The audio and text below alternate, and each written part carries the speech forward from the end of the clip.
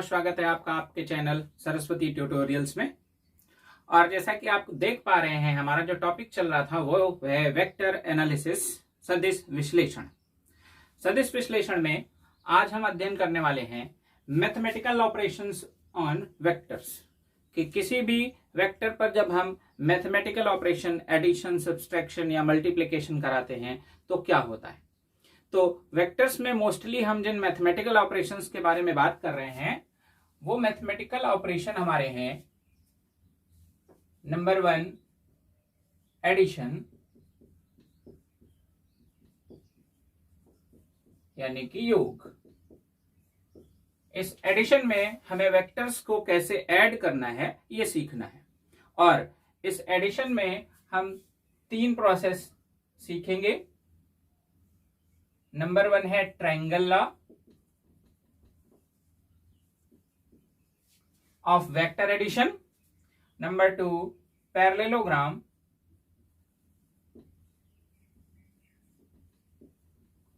Law of vector addition. और number 3 है polygon law.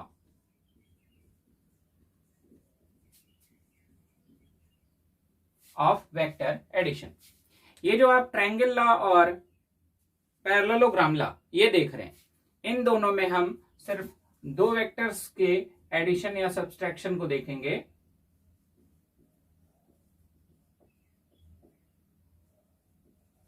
और जो आपका पॉलीगॉन लॉ है, पॉलीगॉन नाम से ही स्पष्ट है, बहुभुज। इसका मतलब जब हम 2 या 2 से ज्यादा वेक्टर्स को एक साथ देखेंगे तो ऐसी कंडीशन में हम पॉलीगॉन लॉ को फॉलो करेंगे। दूसरा मैथमेटिकल ऑपरेशन हमारा है सब्सट्रैक्शन।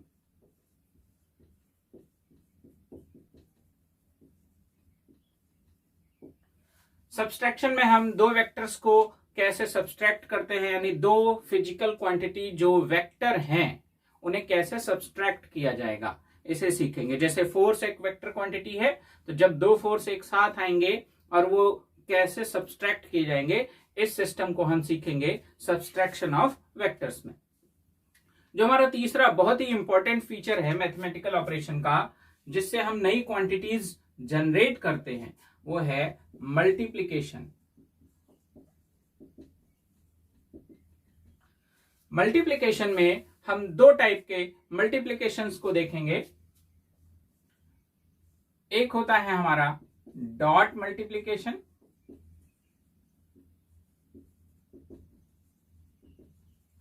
और दूसरा है हमारा क्रॉस मल्टीप्लिकेशन।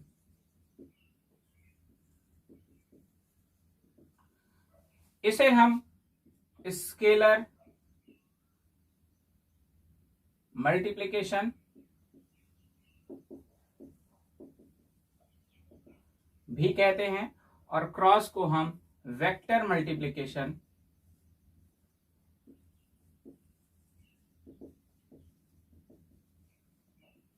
भी कहते हैं।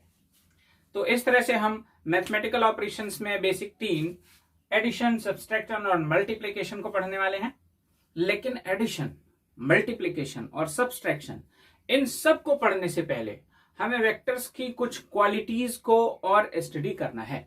तो देखिए, उस क्वालिटी में जो हमारी सबसे पहली क्वालिटी है वो क्या है। आपको दिख रहा है ये एक वेक्टर है। अब इस वेक्टर के पास 2 क्वालिटीज हम पहले से ही आपको बता चुके हैं। 1 इज मैग्नीट्यूड,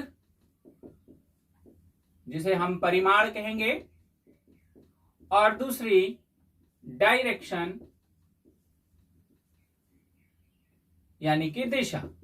ये 2 क्वालिटीज तो हमें पहले से पता है कि हमारे वेक्टर के पास होती है, बट हम यहां पर कुछ डिफरेंट क्वालिटीज के बारे में बात कर रहे हैं। तो उसकी सबसे पहली जो क्वालिटी है वो क्या है, जरा समझिए।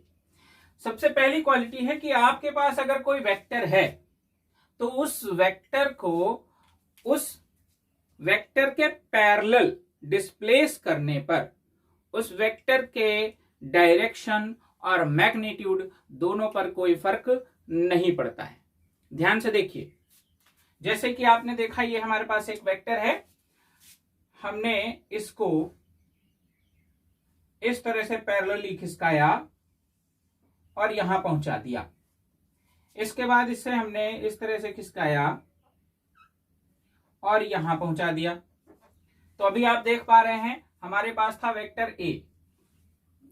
जब हमने इसे इस तरह से नीचे की ओर भेजा तो आप देख पा रहे हैं कि आप इसका हेड और टेल दोनों का डिस्टेंस हमेशा एक जैसा बनाए रखते हैं, यानी कि पैरेलल बनाए रखते हैं। तो ऐसी कंडीशन में आपके वेक्टर पर कोई फर्क नहीं पड़ता, आपका वेक्टर एज इट इज रहता है।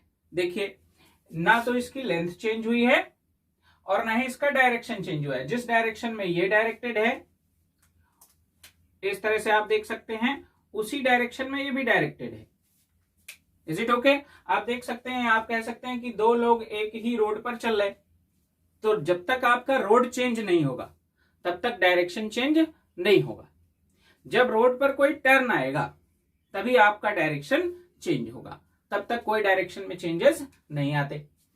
ऐसे ही आपने इसको इस तरह से ऐसे डिस्प्लेस किया, तो ऐसे डिस्प्लेस करने में भी आपने देखिए लेंथ उतनी ही है। ये पैरेललोग्राम है, पैरेललोग्राम की अपोजिट साइड इक्वल होती हैं, तो लेंथ पर कोई फर्क नहीं पड़ा, यानी कि मैग्नीट्यूड एज इट इज है। और डायरेक्शन की बात करें तो देखिए, जो डायरेक्शन ये फॉलो कर रहा है उसी को ये फॉलो कर रहा है और इसी को ये फॉलो कर रहा है, तो आपका वेक्टर चेंज नहीं हुआ। तो अगर ये वेक्टर ए है तो ये भी वेक्टर ए है और ये भी वेक्टर ए है। तो हमने क्या सीखा दोस्तों, कि जब भी किसी वेक्टर को उसके पैरेलली डिस्प्लेस किया जाएगा तो ऐसी कंडीशन में वेक्टर के मैग्नीट्यूड और डायरेक्शन दोनों पर कोई फर्क नहीं पड़ता है। इसका मतलब यह होता है कि वेक्टर चेंज नहीं होता है। यह हमारी पहली प्रॉपर्टी है वेक्टर की। वेक्टर की दूसरी प्रॉपर्टी के बारे में बात करते हैं। दूसरी प्रॉपर्टी के बारे में बात करेंगे तो जैसे हमारे पास ये एक वेक्टर है, तो अगर हम इस वेक्टर को इसकी लोकेशन से, यानी कि इसके टेल की लोकेशन से 360 डिग्री टर्न करा देते हैं, तो 360 डिग्री टर्न कराने पर ये वहीं वापस आ जाता है जहां ये पहले था। तो आप देख रहे हैं वहीं वापस आने पर ना तो इसका मैग्नीट्यूड चेंज हुआ यानी कि लेंथ, और ना ही इसका डायरेक्शन चेंज हुआ यानी कि दिशा। तो आप देख रहे हैं कि आपके वेक्टर में कोई भी चेंजेस नहीं आए। तो 360 डिग्री रोटेशन, 360 को हम 2 पाई भी कह सकते हैं। तो 2 पाई के रोटेशन से वेक्टर पर कोई फर्क नहीं पड़ता है, वेक्टर एज इट इज बना रहता है। ना तो वो फिजिकल क्वांटिटी चेंज होगी और ना ही वो वेक्टर चेंज होने वाला है। तो 2 पाई, इसके बाद हम एक चक्कर और लगाएं तो हो जाएगा 4 पाई, एक चक्कर और लगाएं तो हो जाएगा 6 पाई, एक चक्कर और लगाते हैं तो 8 पाई। तो ऐसे अगर हम चक्कर लगाते रहते हैं तो हम ये कह सकते हैं 2n पाई, जहां n is equal to 1 2 3 and so on है, कि किसी भी वेक्टर को 2n पाई एंगल पर रोटेट कराने से वेक्टर की क्वालिटीज पर कोई फर्क नहीं पड़ता है, वेक्टर पर कोई फर्क नहीं पड़ता है। Is it okay?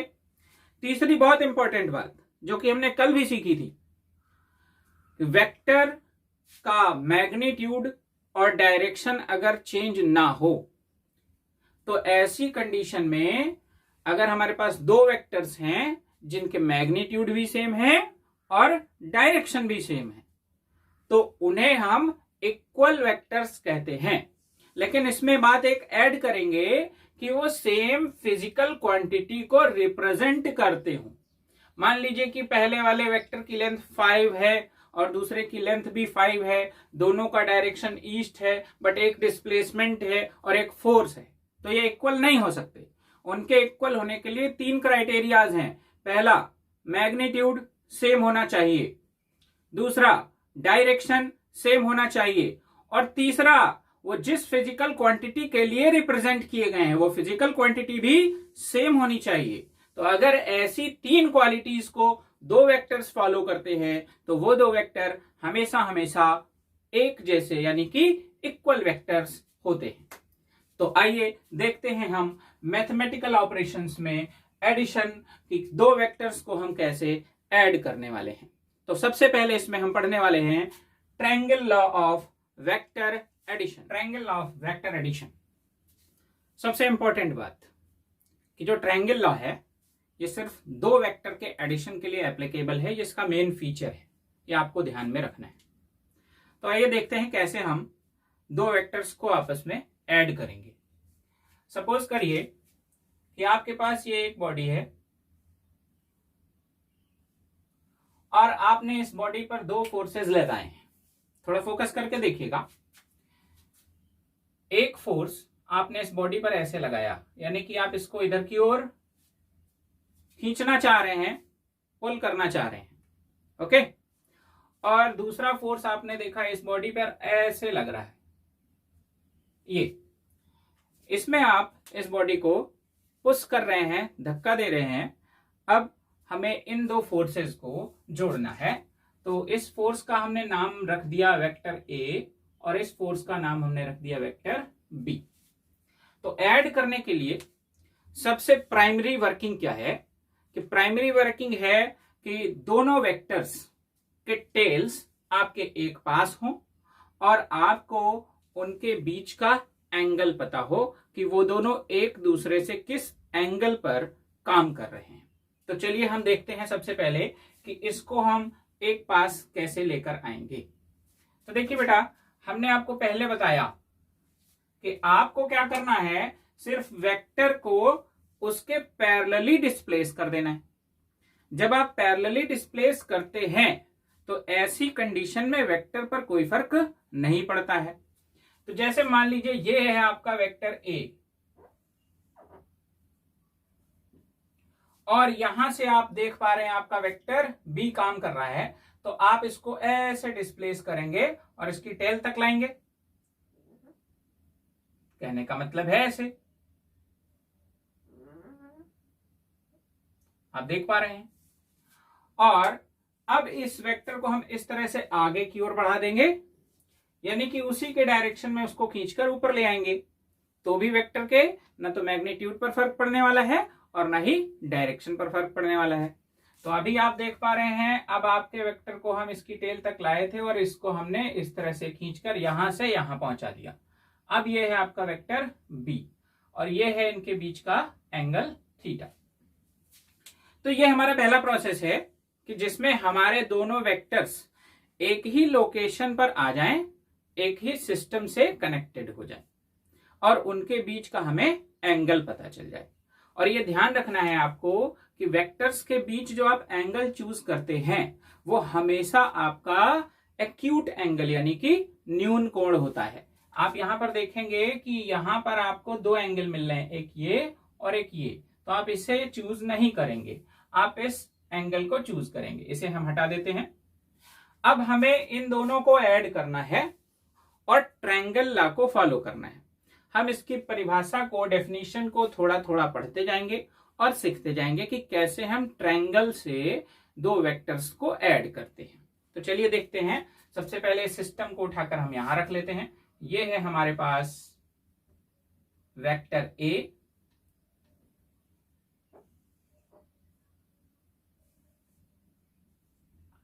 और ये है हमारे पास थीटा एंगल पर वेक्टर बी। तो हमारी जो डेफिनेशन है उसमें हम कह रहे हैं, if two vectors are represented by two sides of a triangle in same order. तो सबसे पहले इस बात को समझिए कि ये आपने एक ट्रायंगल चूज किया और इसके पास तीन साइड्स हैं, A B, B C and C A. तो सेम ऑर्डर का क्या मतलब है? मान लीजिए कि आपने बीसी को सबसे पहले कनेक्ट किया, तो ये एक साइड हो गई। इसके बाद सेम ऑर्डर की जब आप बात करने वाले हैं तो सेम ऑर्डर कहता है कि आपने जो पहली साइड ली है या तो आप उसके क्लॉकवाइज चलें या उसके एंटी क्लॉकवाइज चलें। तो हम चलते हैं एंटी क्लॉकवाइज। तो बीसी को हमने चूज किया तो सेम ऑर्डर में अगली ये वाली साइड हो जाएगी और फाइनली ये साइड। तो तीन साइड सेम ऑर्डर का मतलब है एक ही डायरेक्शन में चलते हुए साइड्स को पकड़ना। तो यहां पर जब हम एक ही डायरेक्शन में चलते हुए साइड्स को पकड़ते हैं तो देखिए हमारी पहली साइड है ये और इसका डायरेक्शन ये, तो अगली साइड को यहां से स्टार्टअप लेना चाहिए, तब वो सेम ऑर्डर में आएगी। तो देखिए हम यहां पर पहली साइड को पकड़ते हैं, ये था आपका वेक्टर ए, जैसा कि आप यहां पर देख पा रहे हैं। और अब हमें इसके लिए दूसरी साइड चूज करनी है, और दूसरी साइड का स्टार्टअप अगर हम एंटी क्लॉकवाइज सिस्टम में देख रहे हैं तो ये साइड के बाद यहां से स्टार्ट होगी साइड। तो ये वाला वेक्टर कहां पहुंचना चाहिए, इस लोकेशन पे पहुंचना चाहिए। इसे इस लोकेशन पर पहुंचाने के लिए हमने इसको पैरेलली डिस्प्लेस कर दिया, जिस डायरेक्शन में ये है उसी डायरेक्शन में पैरेलली डिस्प्लेस कर दिया। तो पैरेलली जब हम इसे डिस्प्लेस करेंगे तो ये तो हमारा इसका डायरेक्शन है, और ये आपका वेक्टर बी आ गया पैरेलली डिस्प्लेस्ड सिस्टम में। और हमारा जो एंगल है हम यही चूज करने वाले हैं, हम एंगल नहीं बनाने वाले हैं। ये आपको ध्यान में रखना है कि जो एंगल आपके वेक्टर्स के बीच है उसमें कोई भी चेंजेस नहीं आने चाहिए। तो अब ये हो गया हमारा वेक्टर बी। तो हम पहली लाइन को पढ़कर ये भी कह सकते हैं कि पहले वेक्टर के हेड को दूसरे वेक्टर की टेल से ज्वाइन कराना है। ओके, पहले वेक्टर के हेड को दूसरे वेक्टर की टेल से ज्वाइन कराना है। तो ये हमने ज्वाइन करा दिया। अब हम इसके बाद क्या करेंगे, अपना रिजल्टेंट वेक्टर यानी कि इन दोनों का सम देखेंगे। तो सम क्या कहता है, देखिए, if two vectors are represented by two sides of a triangle and same order, two vectors are represented of the two sides of a triangle in same order, okay, then their sum or resultant, तब उनका योग या परिणामी कहने का मतलब है जब दो वेक्टर्स को ऐड करते हैं तो जो नया वेक्टर मिलता है उसे हम परिणामी वेक्टर कहते हैं, रिजल्टेंट वेक्टर। तो then their resultant is given by, कैसे दिया जाएगा, third side of triangle taken opposite order of the first two, यानी कि त्रिभुज की तीसरी भुजा के द्वारा, लेकिन उसका ऑर्डर कैसा हो, जो पहले वाली दो हैं उसके अपोजिट। तो देखिए अगर हम ऑर्डर की बात करें तो तीसरे ट्रायंगल के लिए ऑर्डर आना चाहिए ये हमारा तीसरा साइड हुआ, और इसका ऑर्डर इधर होना चाहिए अगर हम सेम ऑर्डर की बात करते हैं। लेकिन हम देख रहे हैं रिजल्टेंट मिलेगा कैसे, रिजल्टेंट मिलेगा taken opposite order of the first two vectors. आप इसे हिंदी में भी समझ सकते हैं कि किसी कण पर कार्यरत किसी क्षण दो सदिश परिमाण व दिशा में त्रिभुज की दो क्रमागत भुजाओं के द्वारा निरूपित होते हो तो उनका परिणामी या योग उस त्रिभुज की तीसरी भुजा यानी कि थर्ड साइड के बराबर होता है, किंतु विपरीत दिशा में होता है। जो डायरेक्शन है वो कैसा होना चाहिए, अपोजिट होना चाहिए। तो हम इस डायरेक्शन को चूज नहीं करेंगे, हम अपने इस डायरेक्शन को चूज करेंगे। तो यहां पर ये जो आपको ब्लू वेक्टर दिखाई पड़ रहा है ये हमें बता रहा है रिजल्टेंट वेक्टर, यानी कि ए और बी का जो परिणाम मिलने वाला है, इफेक्ट आने वाला है। और रिजल्टेंट यानी परिणामी होने की वजह से हम इसका रिप्रेजेंटेशन करते हैं वेक्टर आर से, और आर इज इक्वल टू यहां पर हमें मिल रहा है vector A plus vector B. तो किन्हीं भी दो वेक्टर्स को अगर आपको ऐड करना है तो आपको क्या करना है, सबसे पहले उनकी लोकेशंस एक पास होनी चाहिए, वो एक ही पॉइंट पर होने चाहिए। उसके बाद आप उसमें से किसी एक वेक्टर को दूसरे वेक्टर के हेड से ज्वाइन कराएंगे, तो पहले वेक्टर के हेड और दूसरे वेक्टर की टेल को ज्वाइन कराएंगे और आप इसको आगे फॉरवर्ड कर देंगे। अब इसमें यह जरूरी नहीं होता है कि आप इस वेक्टर बी को ही डिस्प्लेस करें, आप ए को भी डिस्प्लेस कर सकते हैं। चलिए देखते हैं कि ए को डिस्प्लेस करने पे हमें क्या मिलेगा। देखिए ये है हमारे पास वेक्टर बी, ओके, ध्यान रखिएगा डायरेक्शन चेंज नहीं होना चाहिए, जो डायरेक्शन इसमें है वही डायरेक्शन हम यहां पर भी शो कर रहे हैं। अब हमें क्या करना है कि इस ए की टेल को इस बी के हेड से ज्वाइन कराना है, ए की टेल को बी के हेड से। तो हम इसे ऐसे डिस्प्लेस करेंगे, तो जब हम इसे ऐसे डिस्प्लेस करेंगे तो ये आपको मिल जाएगा वेक्टर ए। तो ये था आपका वेक्टर बी, लेंथ ध्यान रखिएगा, जितनी यहां पर ली है उतनी यहां पर भी लेंगे, और वेक्टर ए के लिए भी लेंथ का थोड़ा सा ध्यान देंगे, जितनी ऊपर वाले वेक्टर में है उतनी ही यहां पर भी लेंगे। अब ये दो साइड हो गई, और आप देख सकते हैं ऑर्डर भी सेम है। अभी ऑर्डर ऐसा है, यहां पर ऑर्डर एंटी क्लॉकवाइज था, यहां पर ऑर्डर क्लॉकवाइज है, बट थर्ड साइड ही हमें दोनों का एडिशन देती है। तो थर्ड साइड की अगर बात करें तो ये आपकी आ गई थर्ड साइड, लेकिन उसका ऑर्डर कैसा होना चाहिए? अपोजिट। अगर ये दोनों क्लॉकवाइज चले हैं तो इसको जाना चाहिए एंटी क्लॉकवाइज, और ये आपका एंटी क्लॉकवाइज पहुंच गया, और ये आपको मिल गया R is equal to vector A plus vector B। अब थोड़ा सा फोकस करके देखिए, इसका डायरेक्शन और इसका डायरेक्शन एक ही है। आप देख पा रहे होंगे कि ये दोनों भी आपको एक दूसरे के पैरेलल नजर आ रहे हैं। तो चाहे आप इस सिस्टम से वर्किंग करें, चाहे इस सिस्टम से वर्किंग करें, चाहे आप B को डिस्प्लेस करें और चाहे आप A को डिस्प्लेस करें, आपको दोनों ही केसेस में सेम रिजल्ट मिलता है। तो इस तरह से हम किन्हीं दो वेक्टर्स को आपस में ट्रायंगल लॉ से ऐड करते हैं। अब हम देखेंगे कि इस ट्रायंगल लॉ का जो मैथमेटिकल सिस्टम है, ये तो हमने निकाला कि क्या डायरेक्शन है।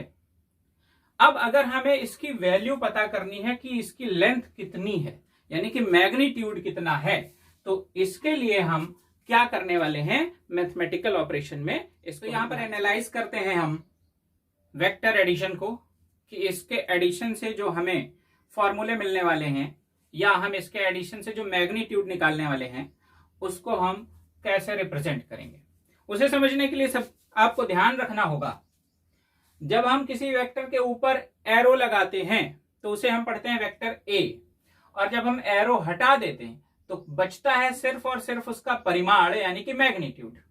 और इस मैग्नीट्यूड का एक और रिप्रेजेंटेशन है, ये आपको मैं पहले भी बता चुका हूं, मैथमेटिकल ऑपरेशन मॉड, जिसमें अगर पॉजिटिव रखा है तो पॉजिटिव मिलेगा, नेगेटिव रखा है तो नेगेटिव मिलेगा।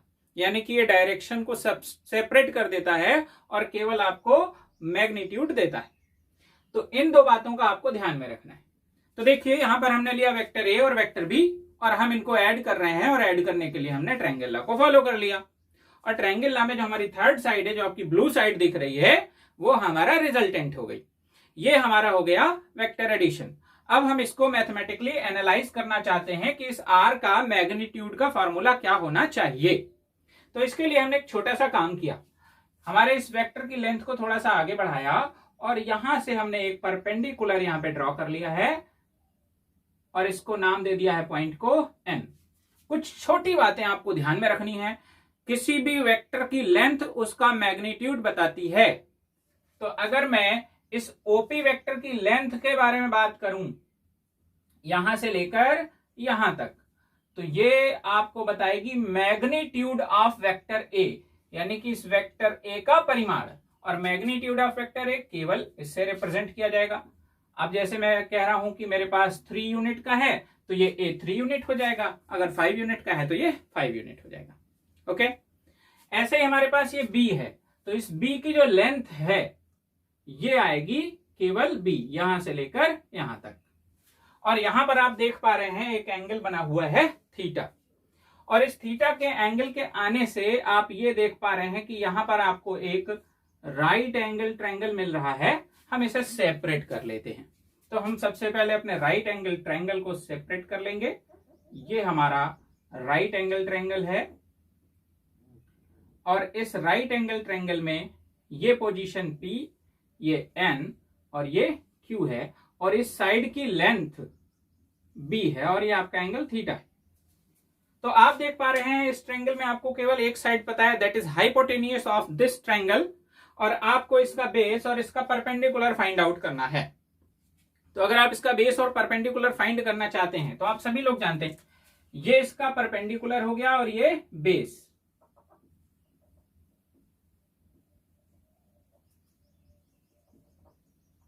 तो परपेंडिकुलर और हाइपोटेनियस में रिलेशन होता है साइन थीटा।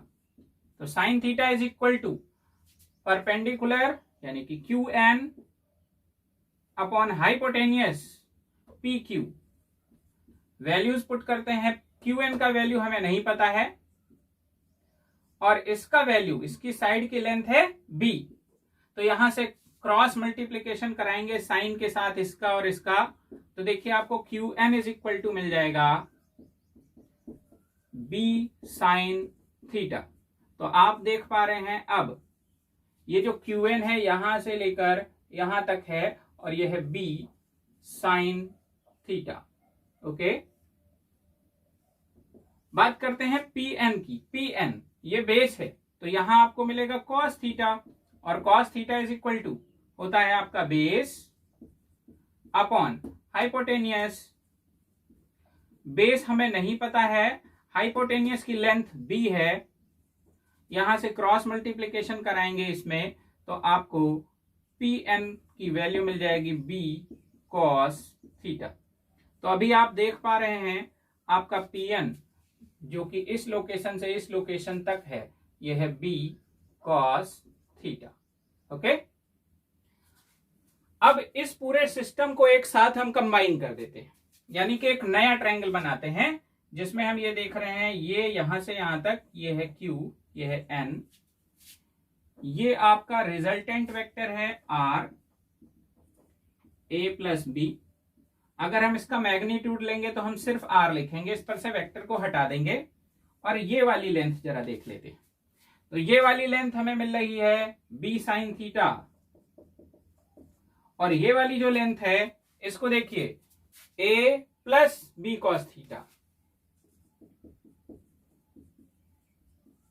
अब ये पूरी लेंथ o से लेकर n तक, तो अब ये भी हमें एक राइट एंगल ट्रायंगल मिल जाता है। और हम सभी लोग राइट एंगल ट्रायंगल का एक स्पेशलिटी जानते हैं, that is Pythagoras theorem can be applied in this. तो हम यहां पर पाइथागोरस थ्योरम को अप्लाई करेंगे और इस r का वैल्यू फाइंड आउट करेंगे। तो चलिए देखते हैं पाइथागोरस थ्योरम अप्लाई करते हैं। तो पाइथागोरस थ्योरम अगर इस ट्रायंगल में अप्लाई करेंगे, इन ट्रायंगल ONQ, तो हमें क्या मिलेगा, OQ square is equal to ON square plus QN square. Values रखते हैं, ON की वैल्यू है a plus B cos theta, a plus B cos theta whole square plus QN b sine theta whole square. Whole square open कराएंगे, a plus B का whole square लगाएंगे, a square plus b square cos square theta plus 2ab cos theta, a square plus b square plus 2ab, यह हमें मिल गया। और साथ में इसका स्क्वायर देख रहे हैं तो plus b square sine square theta. अब आप यहां पर b square cos square theta और b square sine square theta को पास करेंगे तो आपको b square as a common मिल जाएगा। तो आप यहां पर देखेंगे a square plus b square common, और यहां पर आपके पास है cos square theta plus sine square theta. Okay, और लास्ट में फाइनल हम इसको लिख लेंगे 2ab कॉस थीटा। हमें पता है ट्राइग्नोमेट्री से इसका वैल्यू 1 होता है, तो आपको मिल जाएगा a square plus b square plus 2ab cos theta, और ये आपको मिल रहा है OQ का स्क्वायर। OQ आपका इसका लेंथ जो है, यानी कि हम सिर्फ मैग्नीट्यूड की बात कर रहे हैं, तो R आपका वेक्टर है, केवल R आपका मैग्नीट्यूड है, और इसका स्क्वायर हमने लगा रखा है। तो R की वैल्यू कितनी हो जाएगी, स्क्वायर को दूसरे साइड भेजेंगे हम यहां पर, तो हमें मिल जाएगा under the root of a square plus b square plus 2ab cos theta. तो इस तरह से हमने यहां पर अपना मैथमेटिकल ऑपरेशन लगाकर पाइथागोरस थ्योरम का यूज करके इस r को फाइंड आउट किया है, जो कि हमें मिला है a square plus b square plus 2ab cos theta.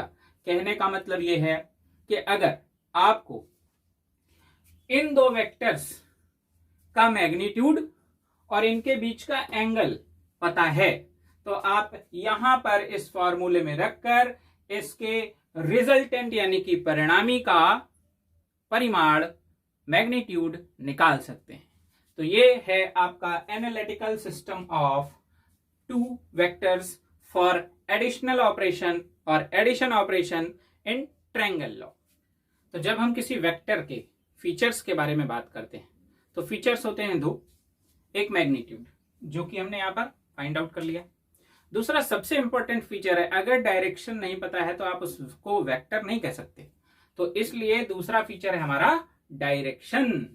तो डायरेक्शन के लिए हम यहाँ पर क्या करने वाले हैं, तो हम देख रहे हैं कि डायरेक्शन आप देखें तो इसका डायरेक्शन ये है, लेकिन जब भी हम यहां पर अपने रिजल्टेंट का डायरेक्शन देखेंगे तो उसमें हम किसी न किसी दूसरे वेक्टर का सहारा लेंगे। यानी कि हम कह सकते हैं कि हमारे वेक्टर ए के साथ ये कुछ एंगल बना रहा है, तो अगर हमें वेक्टर ए का डायरेक्शन पता है तो उसमें वो वाला एंगल जोड़कर हम रिजल्टेंट का डायरेक्शन निकाल सकते हैं। तो एज इट इज हम यहां पर एक एंगल चूज कर लेते हैं और इसको कह देते हैं फाई।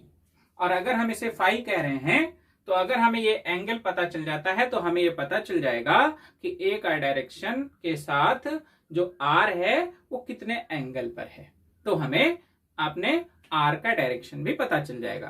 कहने का मीनिंग क्या है कि अगर आपके पास वेक्टर ए ईस्ट में है और हमें आर के बारे में पता करना है और हमने इस फाई का वैल्यू निकाला 60 डिग्री, ठीक है, तो आप कहेंगे कि जो आर है वो इस ईस्ट से कितने डिग्री पे घुमा हुआ है, 60 डिग्री, तो ईस्ट और नॉर्थ के बीच में आ जाएगा आपका ये। तो इस तरह से हम अगर ये एंगल निकाल लेते हैं तो पहला फीचर हम सेटिस्फाई कर लेंगे। अब एंगल के लिए आप देखिए, आपको ये पूरा एक ट्रायंगल दिख रहा है और हमें इस फाई को निकालना है, तो यहां पर हम अपने ट्राइग्नोमेट्रिक रेशियो tan का यूज करते हैं। tan होता है हमारा परपेंडिकुलर अपॉन बेस। तो देखिए परपेंडिकुलर इस पूरे ट्रायंगल में परपेंडिकुलर है b sin थीटा, अपॉन में आ जाइए बेस है a plus b cos theta. तो आप देख पा रहे हैं यहां से हमें मिल गया tan फाई, यानी कि डायरेक्शन। तो डायरेक्शन हमारा पहला फीचर हो गया। इसमें आप देख पा रहे हैं कि अगर आपको b का वैल्यू, a का वैल्यू और थीटा का वैल्यू पता है तो आप इस पूरे सिस्टम का वैल्यू निकाल लेंगे। मान लीजिए कि इसका वैल्यू 1 आया तो tan phi is equal to 1। 1 कितने डिग्री पे होता है tan? 45 पे, तो फाई कितना हो जाएगा 45, तो आप कहेंगे a से 45 डिग्री पे है। Is it okay?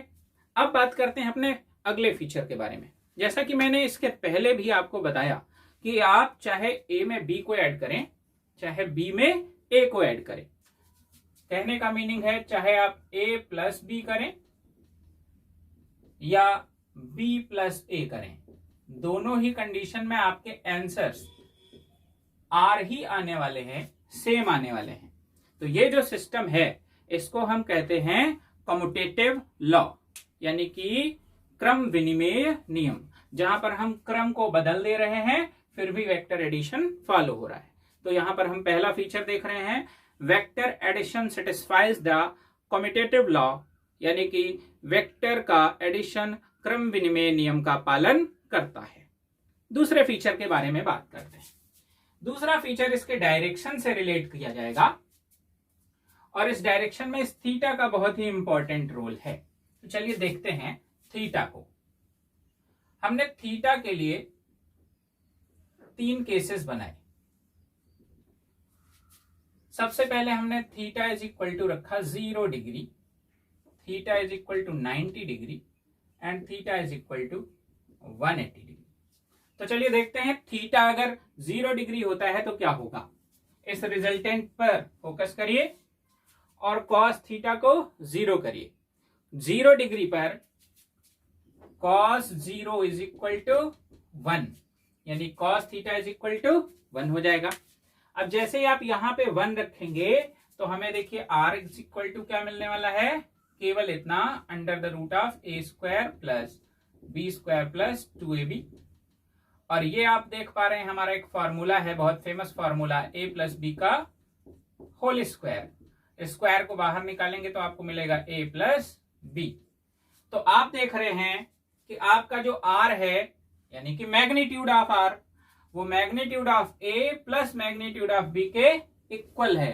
कब? 0 डिग्री पर। इसका मीनिंग क्या निकलता है? मीनिंग निकलता है कि पहला वेक्टर ए है और दूसरा वेक्टर भी उसी डायरेक्शन में, भाई 0 डिग्री सेम डायरेक्शन। हम एक ही बॉडी पर दो फोर्सेस अप्लाई कर रहे हैं और हम इनका नेट रिजल्टेंट देखना चाहते हैं, तो हम क्या देखेंगे, इन दोनों को हम डायरेक्ट ऐड कर सकते हैं। यानी पहला 5 न्यूटन है, दूसरा 6 न्यूटन है, तो 6 और 5 ऐड होकर हमें 11 न्यूटन देंगे और इसका इफेक्ट भी हमें 11 न्यूटन मिलने वाला है। तो 0 डिग्री पर जो रिजल्ट है वो आपको 11 न्यूटन मिल रहा है यहां पर। और अब आप ये भी देख सकते हैं कि इससे ज्यादा रिजल्ट पॉसिबल नहीं है, क्योंकि कॉस की सबसे बड़ी वैल्यू होती है 1 और बिगेस्ट वैल्यू को आप चूज कर चुके हैं। तो ये जो आपको आर मिल रहा है ये आपको मिलेगा मैक्सिमम। तो R maximum is equal to आपको मिल गया ए प्लस बी, जिसमें आप देख पा रहे हैं थीटा इज इक्वल टू आपने कितना रखा, 0। तो for two parallel vectors vector addition is maximum. चलते हैं बात करते हैं थीटा इज इक्वल टू 90 के लिए। तो यहां पर कॉस थीटा हो जाएगा हमारा 0 और जैसे ही कॉस हमारा 0 हो जाएगा तो ऐसी कंडीशन में आप देख सकते हैं आर इज इक्वल टू मिलेगा आपको under the root A square plus B square. तो परपेंडिकुलर के लिए आपको ये रिजल्ट मिलता है और इसको आप बहुत आसानी से समझ सकते हैं। जैसे कि मैंने एक ट्रायंगल लिया, इसमें ये वेक्टर ए है और ये वेक्टर बी है, तो ये आपका रिजल्टेंट है आर। तो इसमें आप देख सकते हैं जब दोनों वेक्टर एक दूसरे के परपेंडिकुलरली लाई कर रहे हैं ये 90 डिग्री, तो ऐसी कंडीशन में डायरेक्ट पाइथागोरस थ्योरम का यूज करके हम अपना रिजल्टेंट निकाल सकते हैं। तीसरा बहुत इंपॉर्टेंट है, ध्यान से देखेंगे, theta is equal to 180 degree. तो theta is equal to 180 degree में कॉस 180 डिग्री की वैल्यू होती है -1। आप लोग आगे आने वाले समय में ट्राइग्नोमेट्री में इसका अध्ययन करेंगे मैथमेटिक्स में।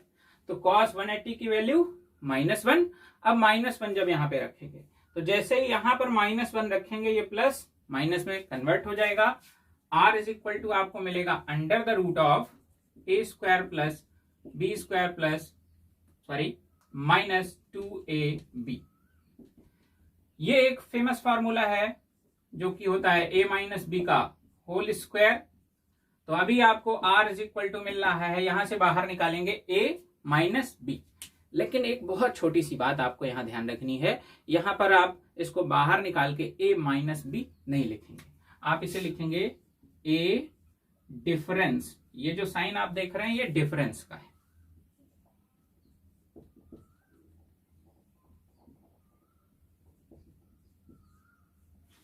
बी डिफरेंस में आपको हमेशा ध्यान में रखना है, जो भी आपका बिगर एलिमेंट होगा उसको आप आगे रखेंगे और उसमें से स्मॉलर एलिमेंट को आप सब्सट्रैक्ट कर लेंगे, तो ये आपका हो जाता है डिफरेंस। अगर हम यहां पर माइनस साइन लगाते हैं और आपका जो बी वेक्टर है ये बड़ा निकल जाता है तो आपको आंसर निगेटिव मिलेगा। और यहां पर निगेटिव साइन डायरेक्शन को इंडिकेट करने लगता है और हम यहां पर सिर्फ आर के मैग्नीट्यूड के बारे में चर्चा कर रहे हैं, तो इसलिए आपको ध्यान में रखना है ये आपको मिलेगा ए डिफरेंस बी। ओके, और इस कंडीशन में जो आर है ये आपको मिलेगा मिनिमम, इससे छोटा आर संभव नहीं है। कहने का मीनिंग ये है कि इसी बॉडी पर अगर वेक्टर ए इस साइड से लग रहा है और वेक्टर बी इस साइड से आता है तो आप देखेंगे इन दोनों के बीच जो एंगल है वो 180 डिग्री है, यानी कि अपोजिट वेक्टर्स। ऐसी कंडीशन में आपका जो रिजल्टेंट है वो मिलेगा आपको ए डिफरेंस बी। तो थीटा की ये 3 स्पेशल कंडीशंस हैं, इसको आपको याद रखना है कि हम रिजल्टेंट में क्या काम करने वाले हैं। First condition maximum, next condition Pythagoras and third condition minimum resultant देती। अगले फीचर के बारे में बात करते हैं। सपोज करिए थोड़ी देर के लिए कि आपका जो वेक्टर ए है और वेक्टर बी है, इनके जो मैग्नीट्यूड है ये आपस में इक्वल हो जाएंगे। हम इसे इस तरह से भी लिख सकते हैं ए इज इक्वल टू बी। और ये जो है हमें एक वैल्यू हम यहां पर चूज कर लेते हैं, दे रहे हूं ये कि इस ए का और इस बी का दोनों का मैग्नीट्यूड ए हो जाए।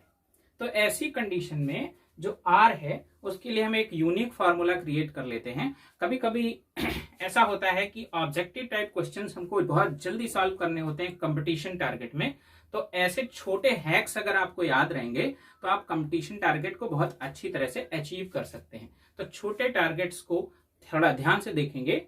सबसे पहले हमने कहा a is equal to B है, तो a की जगह पर हम b को रिप्लेस करेंगे। तो r इज इक्वल टू देखिए मिल रहा है हमें, a का वैल्यू भी a है और b का वैल्यू भी a है, तो a square plus 2, A B की जगह a इंटू ए, ये भी हो गया a स्क्वायर और ये हो गया cos थीटा। इसको थोड़ा सा फोकस करके देखेंगे, ये हो जाएगा आपका a square plus a square 2a square और ये हो गया 2a स्क्वायर cos थीटा।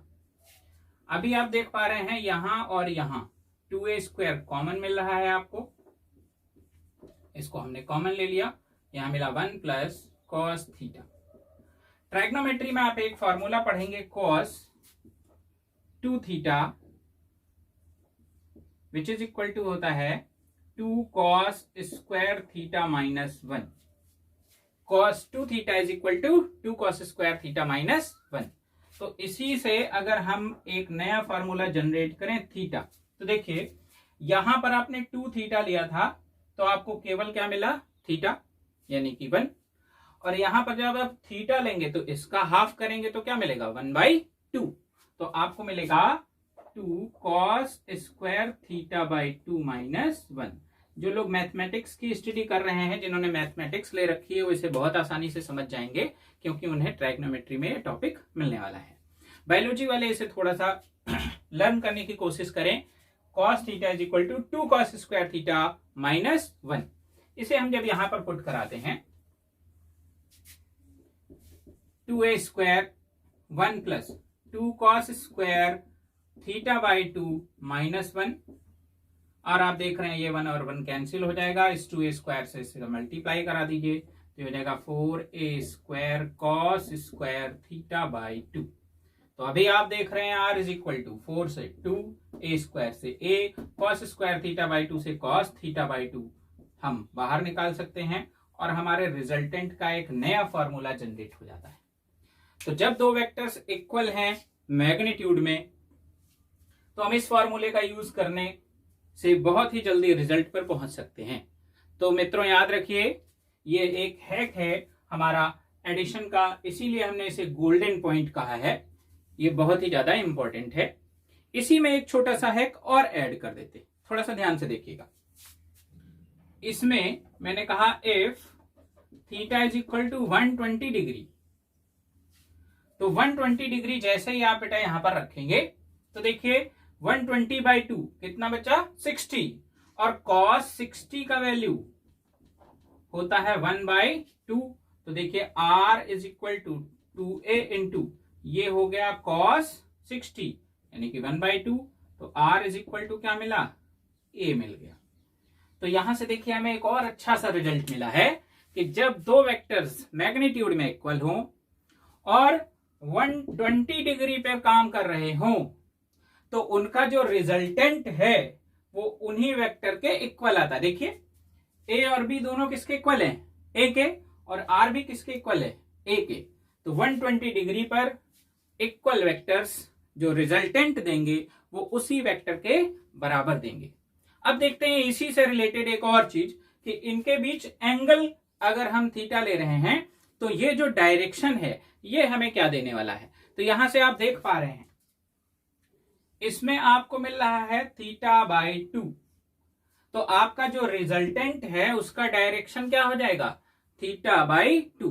कहने का मीनिंग बहुत साफ है कि अगर आपके पास दो वेक्टर्स इस तरह से हैं, वेक्टर a और वेक्टर b, और दोनों के बीच का एंगल है थीटा, ऐसी कंडीशन में आपको जो रिजल्टेंट मिलने वाला है वो आएगा थीटा बाई 2 डिग्री पे।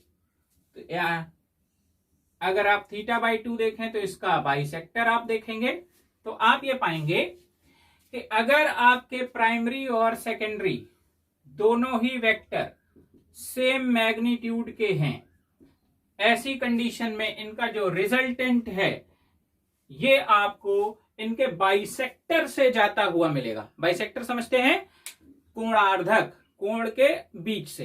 कहने का मतलब अगर ये 60 डिग्री पर ए और बी हैं तो आपको जो रिजल्टेंट मिलना है वो आपको मिलेगा ए के साथ 30 डिग्री पे। Is it okay? और इसी में अगर ये 120 डिग्री पे होते तो आपका जो रिजल्ट है वो भी ए के बराबर हो जाता या बी के बराबर हो जाता। तो ये कुछ छोटे हैक्स हैं, अगर आप इनको याद रखते हैं तो कंपटीशन टारगेट में आपका ऑब्जेक्टिव टाइप क्वेश्चन बहुत ही जल्दी सॉल्व होगा और लोगों की अपेक्षा। अगला हमारा जो फीचर है वो क्या है कि जब भी हम दो वेक्टर्स को ऐड करते हैं तो उनका एडिशन किसी भी कंडीशन में जीरो नहीं हो सकता। आप देख रहे थे अभी मैक्सिमम और मिनिमम और परपेंडिकुलर डायरेक्ट सिस्टम को, जिसमें थीटा इज इक्वल टू 0, 90 और 180 को चूज किया गया। 180 में मिनिमम रिजल्ट तो मिलेगा लेकिन कभी भी आपको रिजल्ट जीरो नहीं मिलेगा। तो इस तरह से हमने इस वेक्टर एडिशन के बहुत सारे फीचर्स देखे और कुछ हैक्स सीखे। अपने नेक्स्ट टॉपिक में हम अपना जो वेक्टर एडिशन का दूसरा लॉ है जिसको हम पैरेललोग्राम लॉ कहते हैं वो सीखेंगे और हम पॉलीगन लॉ को भी सीखेंगे। आज के लेक्चर में फिलहाल इतना ही। Thanks for watching. बहुत बहुत धन्यवाद।